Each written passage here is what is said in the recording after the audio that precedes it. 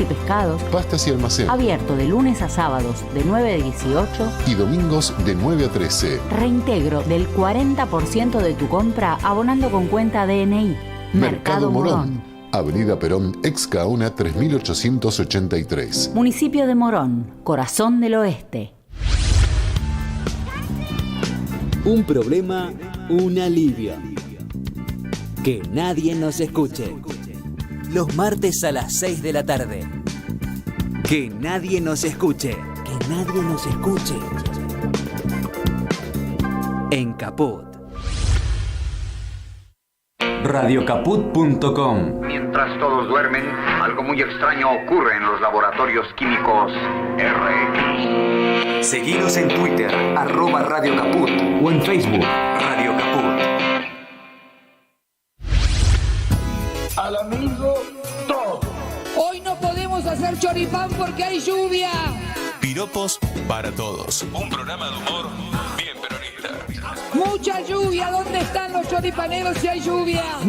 Se te apaga la parrilla, hermano. Piropos para todos. Hagamos grande el peronismo otra vez. Martes a las 8 de la noche. En Caput.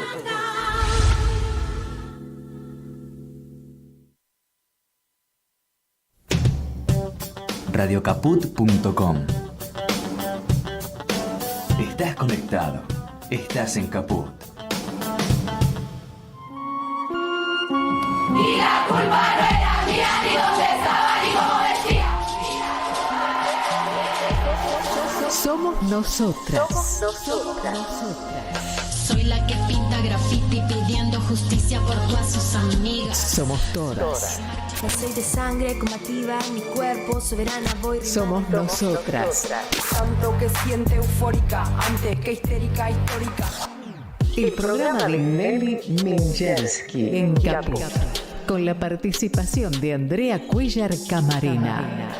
Somos nosotras. Somos nosotras. Los martes a las 16 en Caput.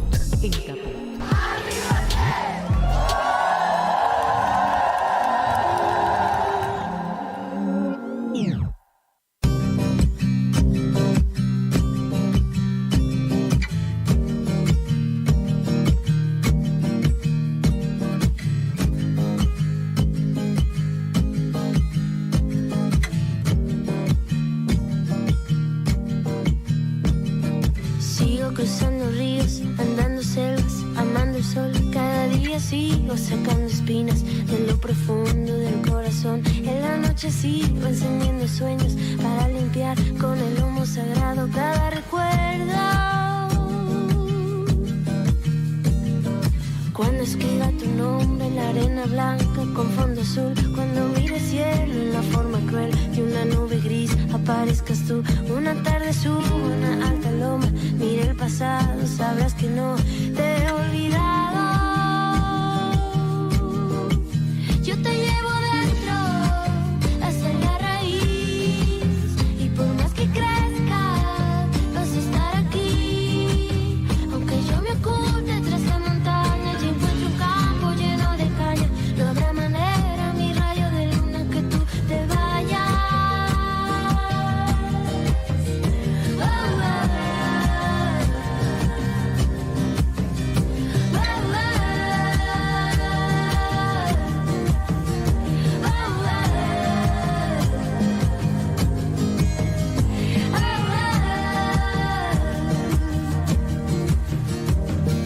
Pienso que cada instante he sobrevivido al caminar, y cada segundo de incertidumbre, cada momento de no saber, son la clave exacta de ese tejido que ando cargando bajo la piel. Así te protejo.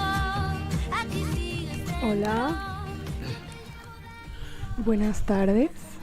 Buenas tardes, ¿qué tal? ¿Cómo estás, Andrea? Buenas tardes, Nelly. Buenas tardes a toda la audiencia. ¿Cómo están? Estamos raras, ¿no? Y sí, estamos raras, todas creo, porque es un momento complicado, un momento difícil, un momento que muchas pensamos, estábamos equivocadas evidentemente, que no íbamos a volver a vivir. Por eso nuestro tema recurrente estos días va a ser ¿a dónde estamos paradas? ¿Qué nos pasa? ¿Qué nos viene miedo? ¿Qué nos pasa que sentimos que hemos obtenido en estos últimos 20 y pico de años una cantidad enorme de derechos y que aprendimos que los derechos humanos no retroceden, no deben retroceder? Y de repente vemos que se empieza a negar aquello que nos pareció que era lo mejor de nuestra sociedad, ¿no? O sea, y no estoy hablando nada más que de poder vivir en libertad en serio, porque no tenemos que dejar de hablar de libertad. Libertad es autonomía, es tener acceso. La libertad, si no podemos y no tenemos acceso a derechos, no existe. ¿Que de qué libertad podemos hablar si en una sociedad hay desposeídos?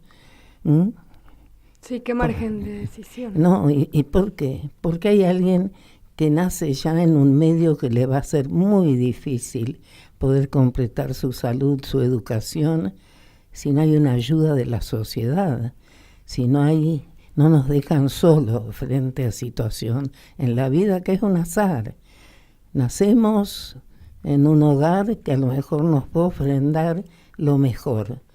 A lo mejor nos puede ofrendar muchos derechos materiales y a lo mejor no nos puede ofertar cariño, entonces no sirve. Entonces, ¿qué es lo que sirve? Sirve que todos podamos nacer como hijos e hijas queridas, deseadas, y si no, aceptadas en una familia que nos rodee, porque el ser humano es esencialmente sociable. Esa nos diferencia fundamentalmente de los animales. Necesitamos del otro y de las otras. No podemos estar solas o solos. No podemos desarrollarnos ni ser personas. Ustedes saben que el lenguaje se adquiere porque hay un otro. No nacemos hablando. Si nadie nos habla, no aprendemos a hablar. Entonces tampoco escuchamos.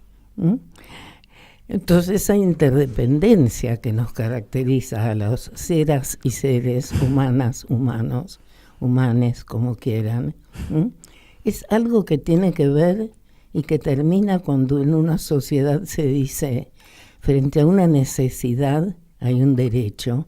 Es por eso, porque nacemos.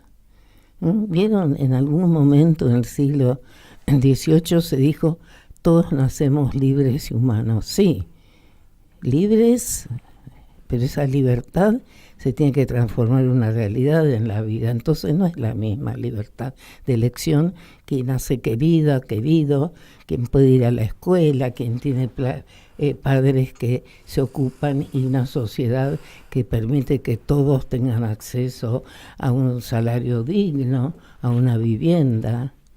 Entonces todos estos derechos humanos que a algunos les molesta tanto y dicen, no tienen idea. ¿Saben qué pasa?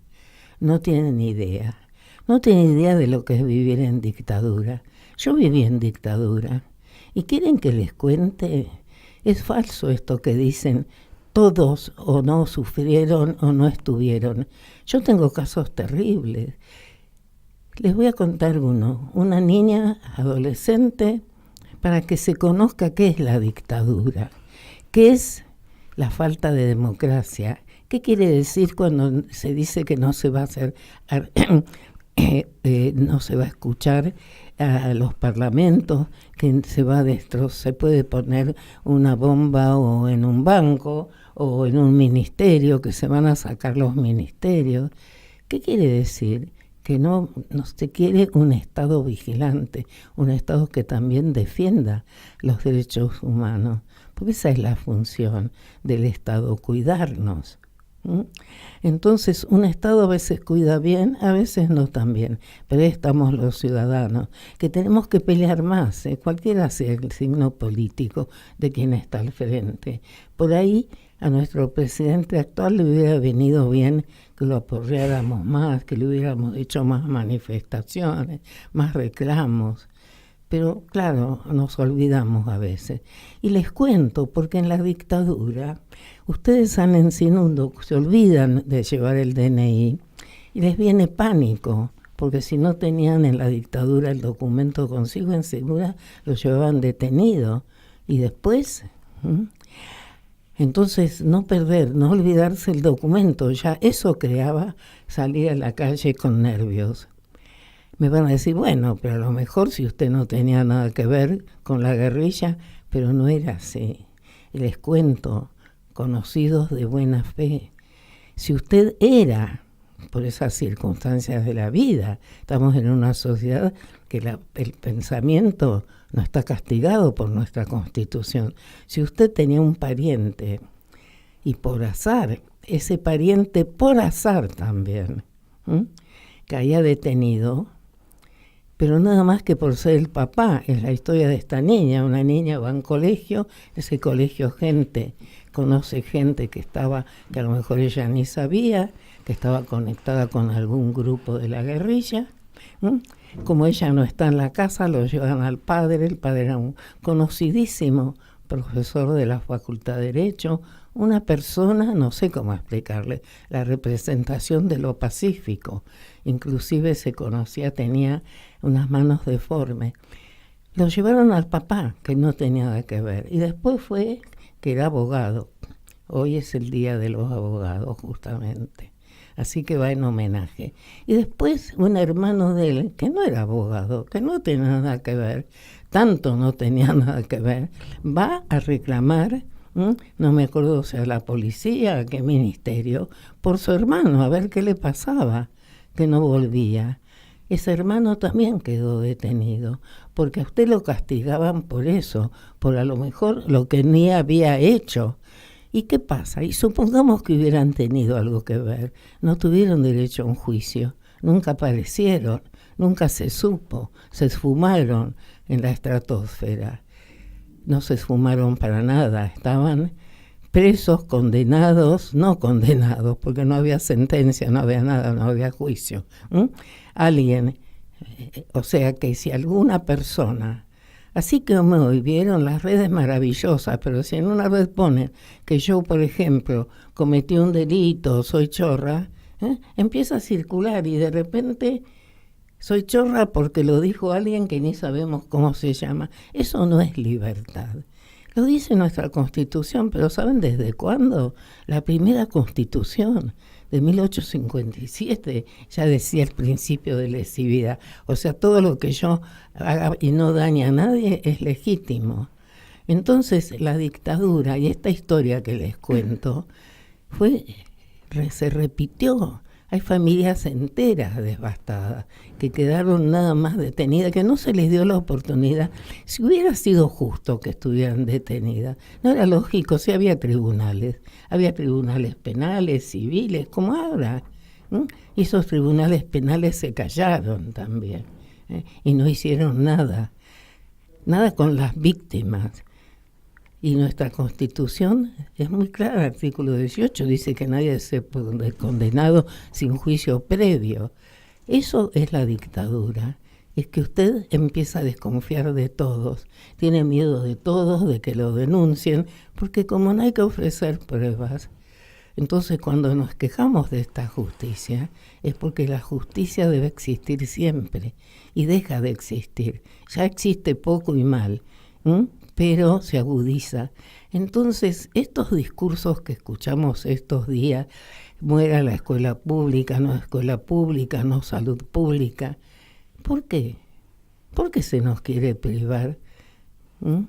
Gente que ni paga impuestos, ni sabe, en cambio de pelear por eliminar y porque los ricos paguen más impuestos, caemos en la trampa, que todos pagamos impuestos como pagamos el IVA. Luchemos porque se elimine el IVA, luchemos porque la justicia sea mejor, pero no apoyemos lo que no nos garantizan, por lo menos seguir discutiendo, aunque no les gusten mucho algunos candidatos o candidatas, pero la democracia no es así nomás, no es un chiste, es lo que nos permite vivir en forma civilizada y sin que nadie ataque nuestros derechos, nuestros cuerpos. Entonces acá no es que las mujeres ahora estamos preocupadas por la ley de aborto, sí, estamos preocupadas porque avanzó, porque nos dio autonomía, pero no es solamente eso. Acá vienen ataques a derechos fundamentales que están consagrados desde hace cientos de años en el mundo y en nuestro país. Sí, creo, Nelly, me parece, o sea, comparto totalmente tu análisis y además, bueno, me lleva a reflexionar varias cosas. Creo que el ataque a la ley de interrupción voluntaria del embarazo es más simbólico, ¿no? Que además de lo material que pueda tener, el decir que se va a ir, se va a dar un paso atrás con esa conquista, me parece que tiene que ver con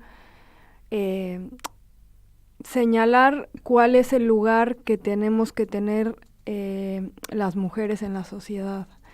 Creo que eso fue muy evidente en Estados Unidos, quienes han analizado el caso de Trump, cómo avanzó, cómo llegó al poder, en el marco del avance de estos gobiernos y de políticas antidemocráticas, en un país que también a partir de un fallo había conquistado en varios estados la posibilidad de interrumpir legalmente un embarazo. Bueno, se empezó a plantear dar marcha atrás con esto desde la propia corte, ¿no? Y como consecuencia de estos discursos, de esta narrativa que construyó Trump, ¿no? Que es qué lugar deben de tener las personas de acuerdo a su color de piel, en un país que históricamente racializó, esclavizó, discriminó a personas por su color de piel, qué lugar debemos de tener las mujeres, ¿no? Que vuelvan las mujeres a ese lugar que les corresponde, que es la casa, la imposibilidad de decidir sobre esa primera y última, digamos, bastión, ¿no? del patriarcado, que es nuestro cuerpo. Pero el problema es el siguiente: siempre vamos a ver que las dictaduras retroceden, la República Española de 1931 liberalizó, puso el aborto, dio el divorcio, todas cosas que son derechos y que no obligan a nadie. Eso es la esencia de la democracia. Yo, si tengo una ley que me admite un derecho, pero no obliga a los demás, cuando se me priva de ese derecho, a mí se me priva de algo. Claro. Entonces, esa es la maravilla de la democracia y del Estado de Derecho. Después vino Franco, dictadura, y abolió todos esos derechos. O sea, no es que estamos hablando... Esto viene a cuento porque en nuestro país, en pocos días, vamos a tener que decidir para dónde vamos, para qué queremos.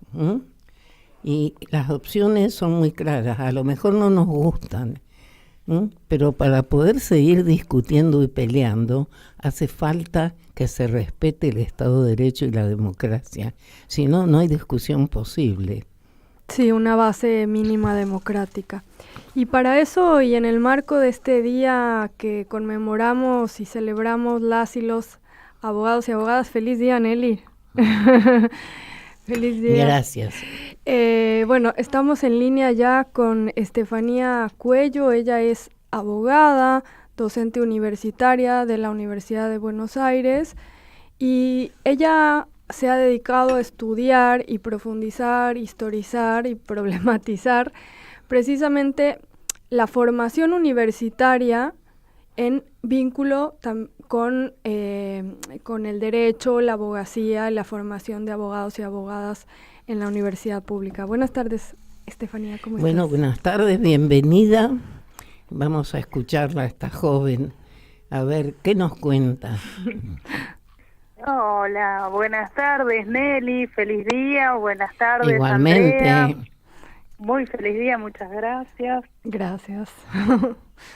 Bueno, Estefanía, estábamos acá, Nelly estaba, haciendo una introducción pensando, estos discursos que están circulando, ¿no? Y que ponen en crisis la democracia y el Estado de Derecho. Y entonces queremos, para introducir un poco la conversación, quizá que vos plantees a partir de tus saberes y de tus estudios, ¿cuál sería como el análisis que vos haces de esta cuestión, de esta coyuntura que nos está atravesando específicamente? Bueno, como mujeres, como sujetos interesadas, diciendo en toda esta problemática, para nosotras es muy grave y me parece que es un buen momento para dar estas discusiones y hacer memoria. Por ejemplo, empecemos por el día. Hoy se celebra el Día de la Abogada, del Abogado, etcétera, en memoria de Juan Bautista Alberdi, que es un personaje muy mentado, muy citado en estos días. Y la pregunta es, ¿queremos esa Argentina que quería Alberdi? Alberdi, en las bases y puntos de partida para la organización de la política argentina, que es este libro que él publica, exiliado todavía, una vez que Urquiza vence a Rosas allá en la batalla de Caseros, ¿no? Entonces estaba por empezar lo que se llama como la organización nacional, y él peleado con todo el mundo y opina. Bueno, pero ¿qué opina? Él opina de la educación. Él opina que la educación, por supuesto, universitaria tiene que ser absolutamente eurocéntrica y demás, pero habla de la mujer. Y a la mujer, él lo sabe. Esto es un libro de 1852. O sea, habían pasado más de 60 años de la Revolución, la que quiera, francesa, los procesos emancipatorios en América Latina, etcétera, y él propone, ya conociendo en profundidad el feminismo, En cuanto a la mujer, dice Alberdi, feliz día, artífice modesto y poderoso, que desde su rincón hace las costumbres privadas y públicas, organiza la familia, prepara el ciudadano, echa las bases del Estado. La instrucción de la mujer, su instrucción no debe ser brillante. No debe ser brillante. Sus destinos son serios. No ha venido al mundo para ornar el salón, sino para hermosear la soledad fecunda del hogar. Darle apego a su casa es salvarla. Y para que la casa la atraiga, debe hacer de ella un Edén. Bien se comprende que la conservación de ese Edén exige una asistencia y una laboriosidad incesantes. Que la mujer laboriosa no tiene tiempo de perderse, ni el gusto de disiparse en reuniones. No como, por ejemplo, las mujeres que vivían en la calle, y se toman libertades, se toman libertades de criticar dos mujeres que incluso una tiene una tradición feminista, que son Lola Montes, que era una artista de esa época, tenía incluso supuestamente publicado un panfleto feminista, pero básicamente el planteo de él es la reclusión de la mujer en el ámbito privado, en la casa. Pero, por supuesto que no accede a la educación. Te voy a hacer una pequeña observación. Es terrible lo de Alberdi, porque Belgrano, décadas antes, escribe sobre la necesidad de que las mujeres recibamos educación. O sea, miren ustedes el retroceso, ¿no? Y hasta Rivadavia, cuando queda la dama de beneficencia, dentro de todo un poquito, oíme, Sarmiento, y con sus contradicciones más y menos, pero el tema de la educación de la mujer ya fue una bandera de Belgrano. Sarmiento, con sus contradicciones, defendía la educación primaria para las mujeres, sobre todo porque al educar a los niñas, era mano de obra barata, aunque sea por la mano de obra barata. Lo de Alberdi es ideológico, absolutamente ideológico, y responde al romanticismo misógino de esa época, que es la reacción a la Ilustración, donde las mujeres empiezan a plantear las primeras corrientes feministas liberales incluso, y esta necesidad de acceder a la educación. Bueno, es que otra cosita que les traje, porque es el día de la abogada también, a pesar de Alberdi, las mujeres finalmente llegamos a la universidad. Las primeras abogadas que se reciben con este título de grado, acá, ¿no? En el ámbito de Buenos Aires la tenemos a María Angélica Barreda en La Plata. Sí, pero que no le daban, no la dejaban ejercer después, ¿no? Y a Cecilia Tapia en Capital. Exactamente. ¿Qué es lo que dice el procurador general de la Suprema Corte de la provincia de Buenos Aires sobre el pedido de María Angélica Barreda de básicamente matricularse y ejercer, ¿no? Dice el procurador: es un hecho innegable que en los tiempos modernos la mujer siente la necesidad de ensachar las limitaciones impuestas por su propia naturaleza. Y algunas mujeres dotadas de facultades superiores con su talento y trabajo se colocan en aptitudes de desempeñar funciones para las cuales se precisan los conocimientos científicos que acreditan el título de idoneidad que ha obtenido la señorita Barreda. Pero nuestra legislación, dice textual, es antifeminista y está en pugna con las aspiraciones de la recurrente. ¿Cuál es el principal argumento del señor procurador? Dice, por otra parte, para poder ejercer la abogacía se requiere ser sui juris, o sea, poder ejercer los derechos por sí mismo, por su propio derecho. Lo cual no era el caso. Las mujeres eran alieni juris. Claro, no éramos sujetas de derecho, no éramos... Como no éramos sujetas de derecho... Y no éramos. Le niegan la posibilidad a María Angélica Barreda de ejercer como abogada en La Plata. Bueno, pero, del ámbito de la provincia de Buenos Aires. Bueno, pero es que el tema que a veces nos engañó mucho, como yo digo, yo durante muchos años creí que la Revolución Francesa estaba yo comprendida.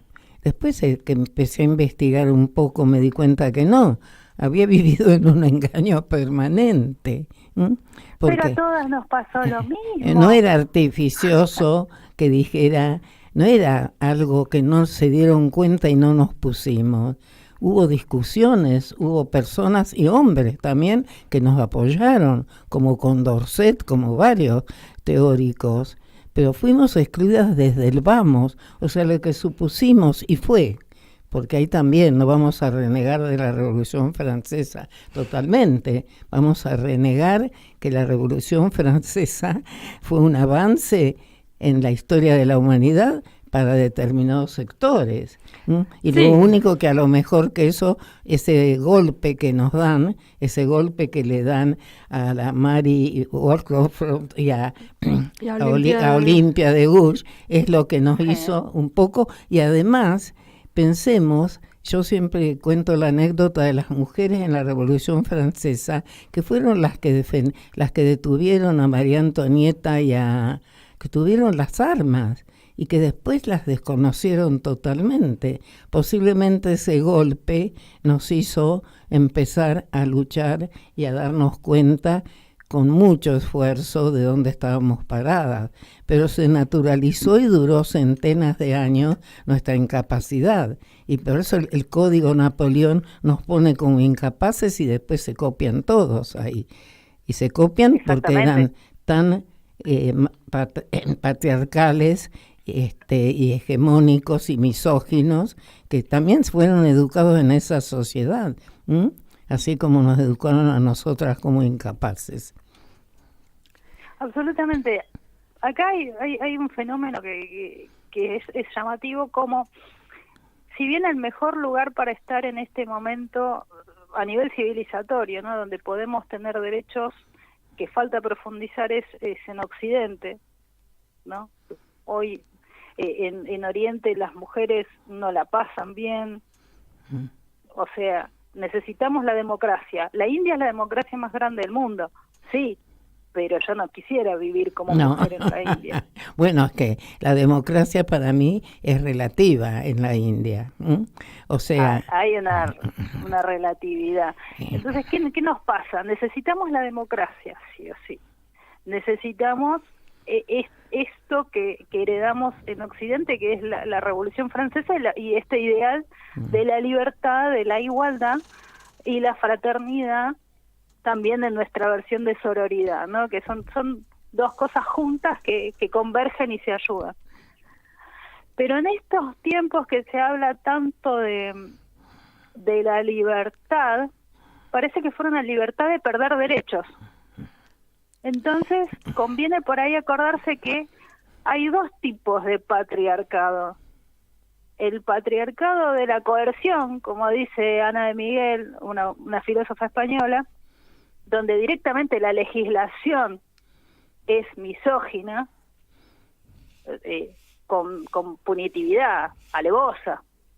No se puede andar en bicicleta, no se puede manejar, no se puede administrar bienes, no te puedes casar con quien quieras, no puedes ejercer ningún tipo de potestad sobre tus hijos, no puedes trabajar, no puedes decidir sobre tu cuerpo ni sobre tu ropa, nada. Bien, es clarísimo, las reglas están claras. Pero nosotras vivimos en esta amenaza permanente de la pérdida de los derechos conquistados. Estamos como en un patriarcado del consentimiento. Vos perdés los derechos porque vos querés, o no los tenés porque no los querés. Pero entonces esta libertad es rara. Ahí, Estefanía, yo, llevaría un poco la conversación, Nelly, a preguntarnos, porque, digo, en estos análisis que hemos estado leyendo estos últimos días, que han sido bastantes de sociólogos, psicólogos y demás, sobre lo que está ocurriendo, bueno, hay quienes dicen, bueno, hay un sector de la población que no tiene acceso a esos derechos. Entonces, ¿cómo le podemos decir a esas personas que esta opción sería perder derechos que algunas personas no sienten que hayan visto esos derechos en su vida materializados, o quizá hay quienes sí, pero los ven como algo adquirido? No, pero entonces, perdona. ¿es así? ¿No es así? Bueno, un segundito, ¿me perdonas, Andrea? Sí.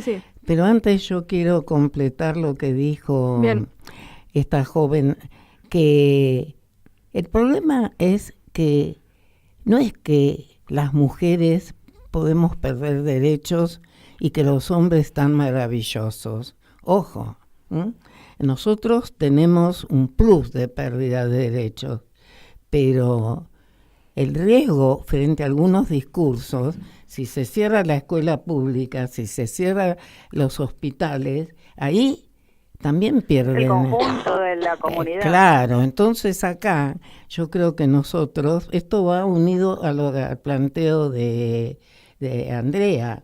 Curiosamente, las mujeres votaron, en algún sentido, no votaron a favor de quien amenaza públicamente nuestros derechos, aparentemente, ¿no? Ahora, efectivamente, cuando habla, yo creo que hay un cambio en la sociedad que no advertimos.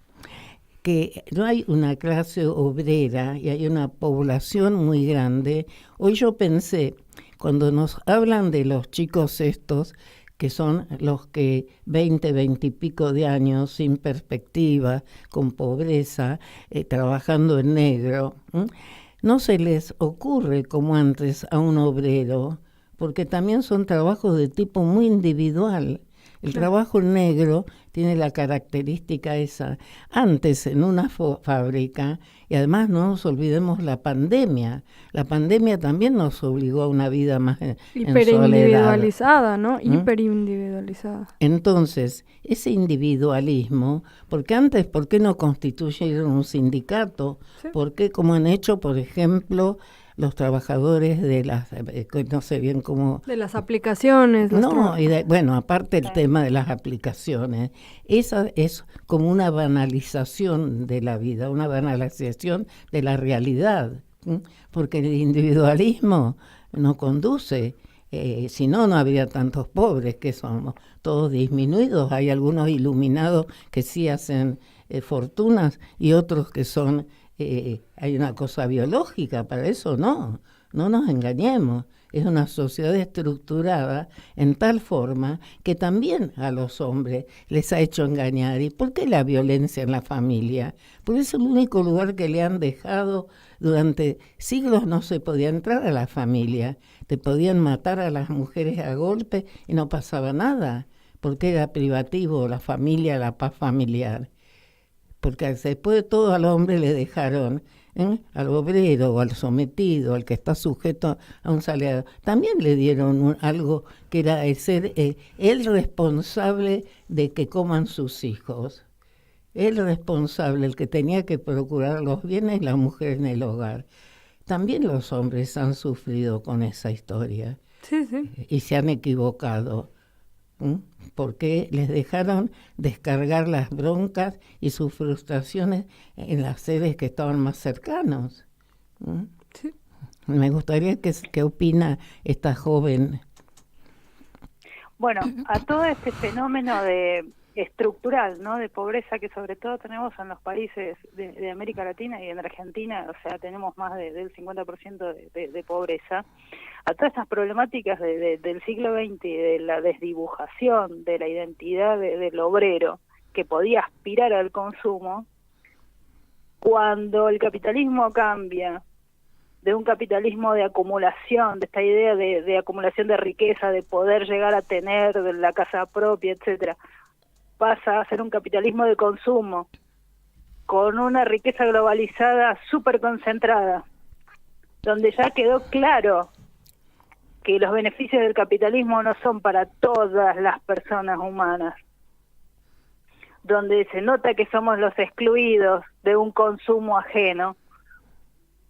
Ahí que nos encontramos con nuevas distribuciones de la familia y con hombres que han quedado sin un poder que en algún momento se les había prometido, que ahora no lo tienen porque no son proveedores, porque no son protectores, y que encontraron en discursos políticos actuales la razón de ser de su enojo en supuestamente el feminismo que empezó a aprender con los movimientos de Ni Una Menos en adelante, de 2018 para acá. Encontraron un enemigo, las feministas, las mujeres, etcétera.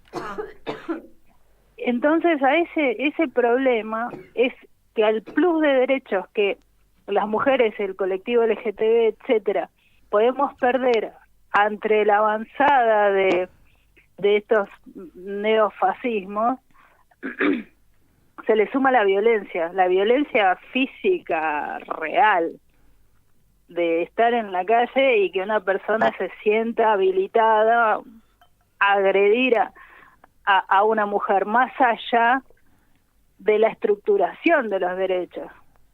Y ahí viene lo peligroso, porque hay una desprotección de la familia que se viene desdibujando desde mediados del siglo XX. Porque ese hombre que se iba a trabajar a la fábrica y ya no estaba en la familia adentro, compartiendo, que se transformaba en el monstruo que se iba, o el monstruo que volvía a la noche. También la mamá se tiene que ir ahora.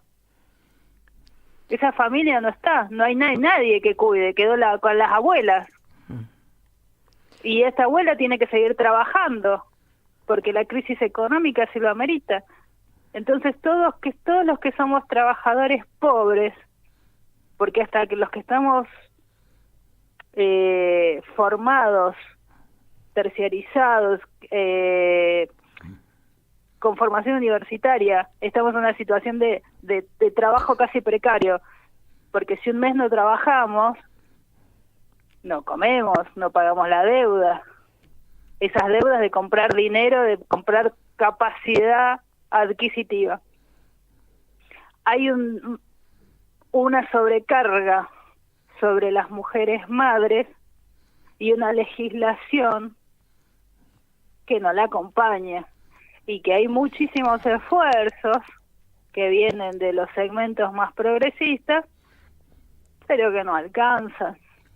Bueno. Y si lo más importante es la pervivencia de la vida, qué raro tener tan descuidada la maternidad o la lactancia en países como los nuestros. Bueno, pero ahí está la función del Estado, ¿no? Que es ahí donde... Y eso es lo que necesitamos.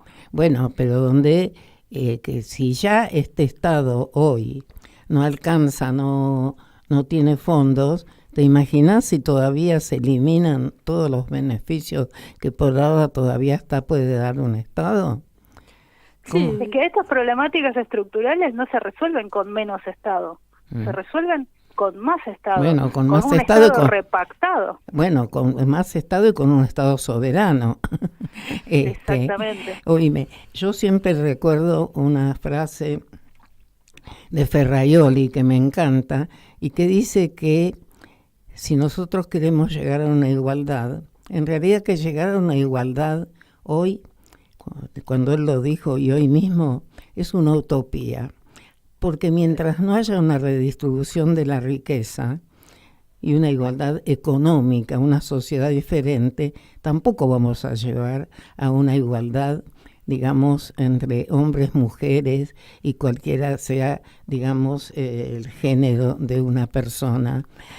Pero que es una utopía, pero que ahí está nuestra función, y por eso lo digo hoy, el Día de la Abogada y del Abogado, que tenemos una función que es imaginativamente ver cómo vamos mejorando igual la vida de las personas. O sea, con mucha creatividad, y yo creo que hemos logrado mejorar. Por lo menos una mujer, antes una mujer golpeada no tenía dónde tocar una puerta. Hoy tiene una sociedad mucho más sorora, hoy tiene un acompañamiento, hoy puede denunciar. Con todos los defectos que todavía tenemos, esta sociedad no es la misma que hace 10, 20 años o 30 años. Yo creo que desde... No es la misma que hace 10. Que hace 10, y bueno. Entonces, creo que ahí es como estamos en un momento de inflexión en este momento. Creo que el golpe que hemos sufrido el día de las PASO nos ha hecho... No bien, no diría eso porque no soy masoquista, hubiera preferido que no me golpeen, pero ya que nos golpearon, nos permitió empezar a pensar más cosas, a entender mejor qué pasa con esta sociedad, qué pasa con el tema que yo creo que hasta ahora el progresismo no lo ha encarado, que es el tema de las redes. ¿Por qué una red? ¿Por qué un mensaje de 3 frases impactantes tiene más influencia que toda, a lo mejor, la lección que da un profesor? ¿Qué pasa? O que políticas públicas concretas que a lo mejor transformaron alguna cuestión. Sí, pero yo veo que en este gobierno ha habido políticas públicas mejores. Sí, pero que capaz no se comunicaron y bueno, pero ¿cómo? Hubo todo un sistema de ¿Cómo se comunica frente a una oposición? Tampoco yo nunca viví en mis largos años una oposición tan sangrienta. Era todo a lo mejor. hay una situación en las redes, hay un discurso hegemónico respecto a las mujeres específicamente, donde están cosificadas. Estamos. La difusión de políticas públicas, de información sobre finanzas, sobre derechos, sobre militancia, etcétera, incluso feminista, si bien tiene bastante llegada y miles de seguidoras, qué sé yo, estamos hablando contra millones. La mujer de las redes sociales es una mujer objeto, una mujer premio, una mujer que está consagrada al Edén del hogar, como decía Alberdi. Entonces no sale y hace como una especie de ostentación de la capacidad de consumo que tiene al interior de ese hogar, o en la cosificación de su cuerpo y las modificaciones que le haga o la ropa que porte. Y eso pasa desde cada vez niñas, mujeres más jóvenes, y de repente esta identidad dentro de las redes de este metaverso ganó, y eso es una reacción clara, una reacción patriarcal clarísima del capitalismo y del patriarcado frente a la base de los derechos de las mujeres de los últimos años y de los últimos 100 años, donde también se dan por sentadas cosas y derechos adquiridos que no se tienen, porque la ostentación del consumo se da en todos los segmentos de consumo. Bueno, la mujer muy pobre ostenta lo que pudo comprarse de ropa, la mujer muy rica también, bueno, su cuerpo, etcétera. Te hago una pregunta. Cuando hablas de la mujer del hogar, ¿o es un modelo más de la farándula? O sea... están teniendo mucho impacto, por ejemplo, lo que es en el consumo de redes de China y de Estados Unidos, esta idea de la madre joven, señora del hogar, y hay muchísimos perfiles con millones de seguidores de estas mujeres que viven, como para que lo entendamos en la lógica interna, ¿no? Como la esposa de Mauricio Macri, las señoras como Juliana Aguada, con el budín de zanahoria. Sí, pero Juliana Aguada manejaba un Juliana negocio. Aguada era empresaria, eso te iba a decir, empresaria de familia riquísima, y aparte explotando niños y gente inmigrante, ¿no? O sea... Exactamente, pero en las redes, ¿qué era? Una dulce ama de casa, bien vestida, que cocinaba. Y que sigue con el estereotipo, ¿viste? Porque es bonita, es delgada. Sí, muy linda, muy flaca. Hiper delgada. Con un estereotipo de posguerra norteamericano. Ahora, ¿y cómo en estos años los jóvenes progres también intervienen en las redes? ¿Cómo es? El progresismo tiene poca llegada, vende poco. Hay una cuestión de lo políticamente correcto, pero que es un de consumo de microclima, es muy sectorial, bueno, pero ¿cómo? Pero no se puede estudiar, porque yo creo que también tendría, así como la comunicación es una ciencia. Sí, la comunicación es una ciencia, lo que pasa y nos viene pasando, yo creo que desde el gobierno de Cristina Kirchner, que dicho sea el paso, es la primera abogada presidenta del país. Argentina ha tenido 16 personas en el cargo ejecutivo, de los cuales una de ellas, abogada, una de ellas fue Cristina, contra 15 varones. Y además con 2 periodos. Sí, y la profesión de abogada, pero me refiero a varones, es la profesión, incluso antes que militar, que más presidentes han tenido en Argentina. Este fenómeno solamente se reproduce en Chile, en muy menor medida, y en Estados Unidos. O sea, en nuestro país de presidentes abogados nos encontramos ahora permanentemente en la discusión sobre lo jurídico, los derechos y demás. volviendo a la comunicación y a la referencia a Cristina, me refería a la ley de medios. La concentración de la comunicación está en un sector que es más bien conservador en el sentido de la mujer en el ámbito de lo privado. Misógino. Y misógino, explícitamente misógino. Bueno, pero todo esto, entonces, a ver, ¿qué sería? Llamemos.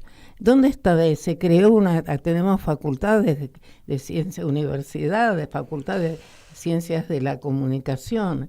Sí, un poco desde las universidades se está convocando a... Las universidades hace 5 años por lo menos, con mucha fuerza, están teniendo en agenda el tema de la visibilización, no solo de mujeres, sino también que, ha ganado mucho escenario las discusiones sobre identidad, ¿no? La identidad sexual, que por ahí le hacen un poco de sombra a los derechos de las mujeres, por ejemplo, a la maternidad y demás de las mujeres, pero que no dejan de estar.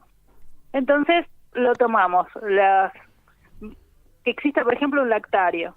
En la UBA hoy hay lactario en la Facultad de Derecho, pero en la Facultad de Ingeniería no hay. Y hay mujeres que dan clase de ingeniería y que estudian ingeniería, pero lactario no hay.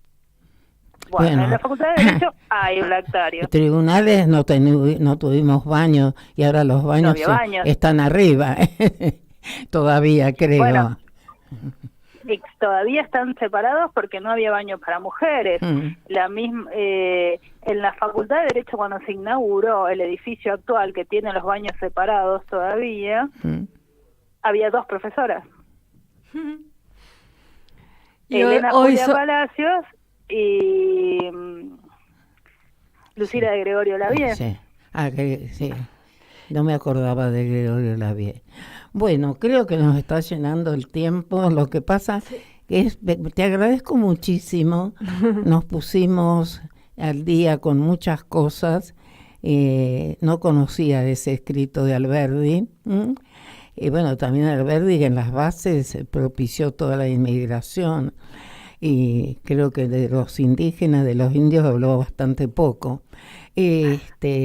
Son todas las deformaciones que tenemos, pero que somos nosotros, no nosotras, somos nosotros. Es todo nuestro país que tiene esta conformación hoy en día poblacional, y posiblemente muchas de nuestras dificultades vengan de eso, de no tener una identidad única más como otros países vecinos, ¿no?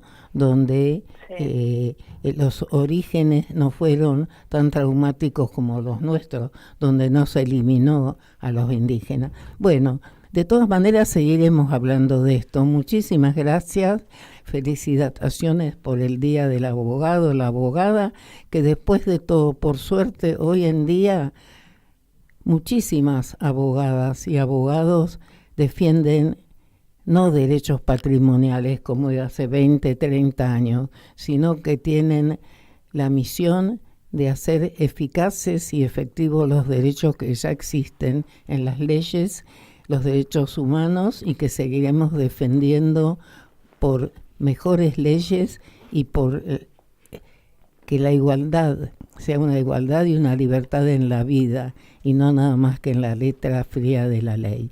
Así que muchas gracias, queridos oyentes. No sé si nos da el tiempo para una música, parece que no. Creo que no.